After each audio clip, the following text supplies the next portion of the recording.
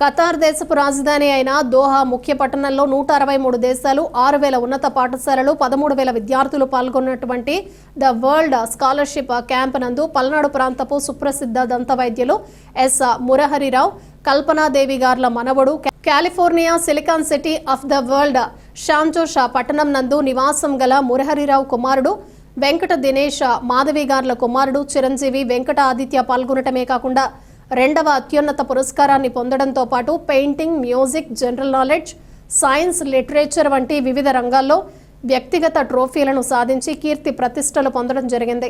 ఈ విద్యార్థి రోబోటిక్స్ మరియు మెడిసిన్ రంగాల్లో అద్భుతమైన ప్రయోగాలు చేసి అందరి మన్ననలు పొందుతున్నాడు. ఈ సందర్భంగా జరిగిన సమావేశంలో డాక్టర్ ఎస్ మురహరిరావు గారు మాట్లాడుతూ నేటి విద్యార్థులు విద్యతో పాటుగా వివిధ రంగాల్లో నిష్ణాతులై ఉండాలని, సాంకేతిక అంశాలపై పట్టు సాధించడం ద్వారా అత్యున్నత స్థానాన్ని పొందవచ్చని అభిలషించారు. పల్నాడు ప్రాంతంలో ఇటువంటి విద్యార్థులు ఎవరైనా ఉంటే తమ దృష్టికి తీసుకువచ్చినట్లయితే వారికి అన్ని రకాలుగా సహాయ సహకారాలు అందిస్తామని తెలిపారు. ఈ కార్యక్రమంలో రోటరీ క్లబ్ డిప్యూటీ గవర్నర్ కొండవీటి రామకోటయ్య, సీనియర్ రొటేరియన్ సిద్ధం రాజు, చెరుకూరి నరసింహారావు, పఠాన్ నాగురువలి పాల్గొన్నారు.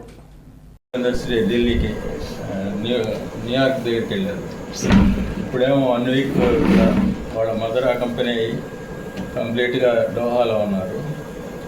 దోహా ఇప్పుడు last time Olympics football olympiad జరిగింది. ఇప్పుడు నెక్స్ట్ ఇయర్ ఒలింపిక్స్ కూడా కండక్ట్ చేయబోతున్నారు. So such a small country Qatar అనేది మనకి ఇండియాలో ఇంతవరకు అసలు అడగడానికి కూడా అర్హత లేదనమాట. అటువంటి ఒలింపిక్స్ని వాళ్ళు కండక్ట్ చేస్తున్నారు.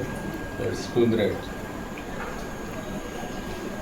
ఎందుకంటే నేను ఎప్పుడైనా మా రోటరీ తరఫున ఎప్పుడు హెల్ప్ఫుల్గానే ఉంటాను ఎవరికైనా. కాకపోతే ఏంటంటే ఈ వాంట్ టు బి లాయర్ వాళ్ళ కోరిక.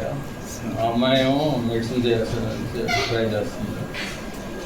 వాళ్ళు నెక్స్ట్ వీక్ ఆ అమ్మాయి కూడా న్యూయార్క్ దగ్గర వేరే యూనివర్సిటీకి వెళ్తుంది. తర్వాత ఆగస్టులో వియత్నాం వస్తుంది ఇండివిజువల్గా.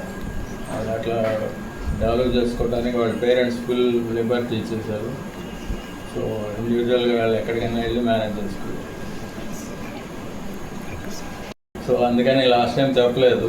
సరే ఈసారి లాస్ట్ టైం కంటే బెటర్మెంట్ రిజల్ట్ ఉంది కాబట్టి అందరితో షేర్ చేసుకోదలుచుకున్నాం. ముఖ్యంగా మీరు చేయాల్సింది ఏంటంటే మన పల్నాడులో గ్లోబల్ లెవెల్లో అంత అడ్వాన్స్డ్గా ప్రైజెస్ తెచ్చుకున్నాడు కాబట్టి కొంచెం ఎక్స్పోజర్ కూడా ఉంటే బాగుంటుందనే ఉద్దేశంతో నేను ఈ ఉద్దేశంతో మిమ్మల్ని అన్నీ పిలిచాను. మీరందరూ వచ్చినందుకు చాలా థ్యాంక్స్. కంప్లీట్ 10th క్లాస్ అయిపోయింది. ఇప్పుడు 11th క్లాస్ పిలిచారు. సో ఆర్ఈసీ అయిపోగానే వెంటనే ఫినిక్స్ యూనివర్సిటీలో ఎంఎస్ చేశాడు. తర్వాత అప్పటి నుంచి కాలిఫోర్నియాలో ఉంటున్నాడు. తర్వాత 2000లో మ్యారేజ్ అయింది. అప్పుడు వైఫ్ కూడా ఎంఎస్ చేసింది అక్కడే. నాకు చెప్పినట్టుగా బాగా మంచి సీనియర్ పొజిషన్స్లో ఉన్నారు. సో అందుకని కొంతమంది పంపించడానికి హెసిటేట్ చేస్తారు. ఎందుకంటే లాస్ట్ టైం చైనాకి 2 సార్లు వెళ్ళాల్సి వచ్చింది. చైనా మన మనోడి రూపంలో తెలియజేసుకోవాలి అనేటువంటి ఆకాంక్షతో ఈరోజు మీ అందరికీ ఒక ప్రత్యేకమైనటువంటి విలేకరుల సమావేశం ఏర్పాటు చేసుకోన్నారు అని చెప్పేసి మనం చెప్పిన వెంటనే మీ అందరినీ ఈ కార్యక్రమానికి ఆహ్వానించడం జరిగింది. ఇప్పుడు ఆహ్వానించినటువంటి వెంటనే మరి మీకు ఎన్ని ఒత్తిళ్ళు ఎన్ని కార్యక్రమాలు ఉన్నప్పటికీ కూడా ఇచ్చేసినందుకు మీకు ప్రత్యేకమైన ధన్యవాదాలు. అప్పటి కార్యక్రమం ఏంటి, ఈరోజు సార్ గారు ఏం రివ్యూ చేయాలనుకున్నారు, ఏ కార్యక్రమానికి సంబంధించిన విషయాన్ని మీతో పాల్పంచుకోవాలనేటువంటిది సార్ యొక్క మాటలతోనే ఆయన కార్యక్రమాన్ని ప్రారంభించవలసిందిగా గౌరవనీయులు మురహరిరావు గారిని